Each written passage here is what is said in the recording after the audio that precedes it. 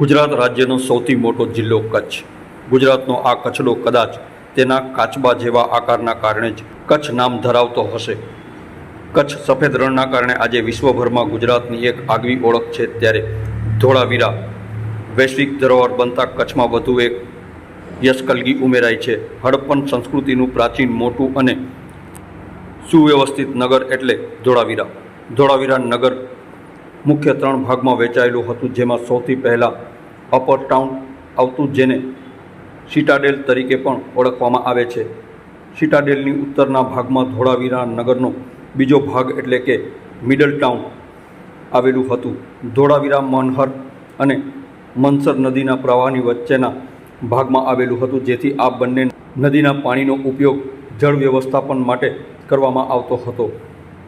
ભૂતકાળનો અરીસો હંમેશા ભવિષ્યનો અરીસો હોય છે.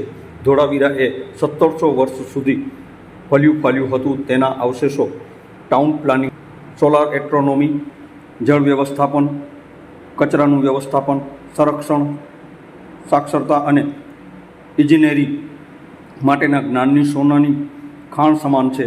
મણિનગર શ્રી સ્વામિનારાયણ ગાદી સંસ્થાન સંચાલિત શ્રી સ્વામિનારાયણ મંદિર ભુજ કચ્છ આયોજિત શિક્ષાપત્રી દ્વિશતાબ્દી મહોત્સવ અંતર્ગત ધોળાવીરા અને ધોરડો ત્રિદિવસીય સત્સંગ શિબિરનો પ્રારંભ આજે શ્રી સ્વામિનારાયણ મંદિર ભુજમાં દર્શન દાન અર્પતા સ્વામિનારાયણ બાપા સ્વામી બાપાના દર્શન કરી વાહનો દ્વારા શ્રી સ્વામિનારાયણ ગાદીના આચાર્ય જ્ઞાન મહોદધિ શ્રી જીતેન્દ્ર પ્રિયદાસજી સ્વામીજી મહારાજ, પૂજનીય સંતો અને વિશાળ હરિભક્તો સહ ધોળાવીરા પધાર્યા હતા. અહીં ધોળાવીરા હડપ્પીય સંસ્કૃતિનું દર્શન વગેરેની માહિતી પ્રાપ્ત કરી હતી.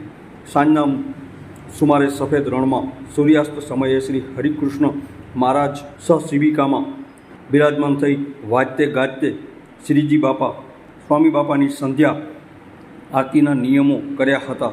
ત્યારબાદ 101 ઠાકોરજીનો મહાપ્રસાદ આરોગી દિવસ દરમિયાન માણેલા અવિસ્મરણીય સ્મરણોસહ આરામ કર્યો હતો. આ અંગે શ્રી ગુરુપ્રિયદાસજી સ્વામીએ વાત કરતાં જણાવ્યું હતું કે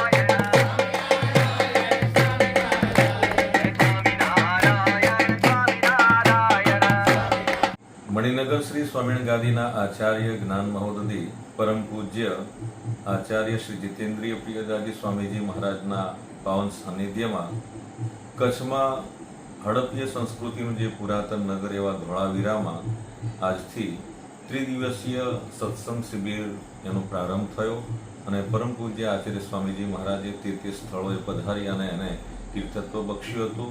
ખાસ કરીને ધોળાવીરામાં પરમ પૂજ્ય આચાર્ય સ્વામીજી મહારાજ વિશાળ સંખ્યામાં પૂજનીય સંતો અને કચ્છના તે ગામના હરિભક્તો, યુવા હરિભક્તોની સાથે પધારી અને એ ધોળાવીરાને પાવનત્વ આપ્યું હતું.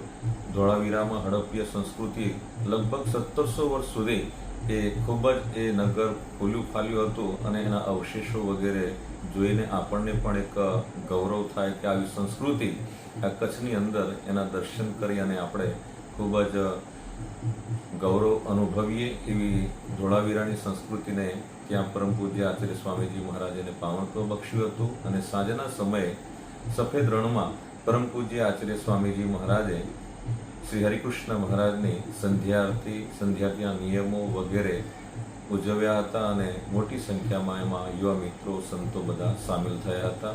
જય સ્વામિનારાયણ.